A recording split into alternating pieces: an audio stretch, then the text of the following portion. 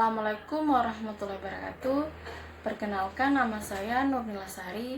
Saya dari mahasiswa Universitas Muhammadiyah Buton, Fakultas Keguruan dan Ilmu Pendidikan, Program Studi Pendidikan Guru Sekolah Dasar semester 4. Tujuan saya untuk membuat video ini untuk memenuhi tugas mata kuliah pembelajaran tematik dengan dosen pembimbing Bapak Samsurizal, Sarjana Pendidikan Magister Pendidikan. Jadi teman-teman, saya di sini akan memaparkan materi tentang landasan pembelajaran tematik dan sejarah berlakunya di Indonesia. Untuk mengefisiensikan waktu, mari kita simak penjelasannya tersebut. Sebelumnya, apakah pengertian pembelajaran tematik itu? Nah, pengertian pembelajaran tematik itu merupakan pembelajaran terpadu yang menggunakan tema untuk mengaitkan beberapa mata pelajaran sehingga dapat memberikan pengalaman bermakna kepada murid. Masuk pada landasan pembelajaran tematik. Pada landasan pembelajaran tematik ini mempunyai 3 landasan, yaitu yang pertama filosofis, yang kedua landasan pada psikologis, yang ketiga landasan pada yuridis. Landasan filosofis pada pembelajaran tematik ini mempunyai 3 aliran. Yang pertama progresivisme, kedua konstruktivisme, yang ketiga humanisme. Pada aliran progresivisme ini bahwa proses pembelajarannya pada umumnya perlu sekali ditekankan pada pembentukan kreativitas, pemberian sejumlah kegiatan, suasana yang alamiah, memperhatikan pengalaman siswa.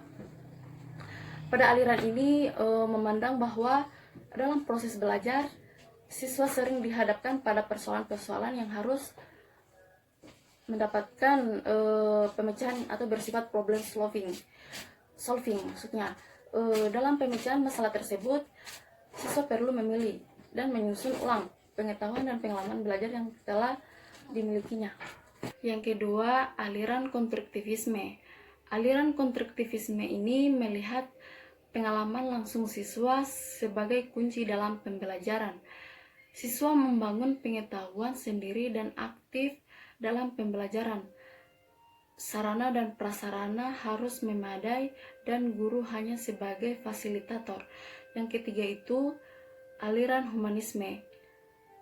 Aliran humanisme melihat siswa dari segi keunikan atau kekhasan, potensi dan motivasi yang dimilikinya. Setiap siswa memiliki keunikan atau kekhasan yang berbeda-beda dan masing-masing siswa itu memiliki potensi yang berbeda dan harus dikembangkan. Poin kedua, landasan psikologis pada pembelajaran tematik. Landasan psikologis terutama berkaitan dengan psikologi perkembangan peserta didik dan psikologi belajar. Berarti dapat dikatakan bahwa di dalam landasan psikologi pembelajaran tematik terdapat 2 poin penting, yaitu psikologis perkembangan dan psikologi belajar anak.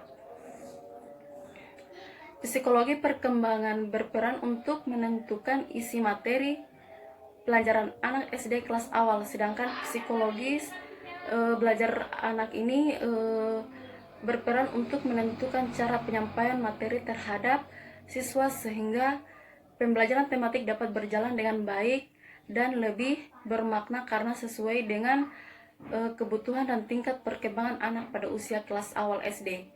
Ketiga, landasan yuridis pada pembelajaran tematik berkaitan dengan pemerintah, kebijakan pemerintah.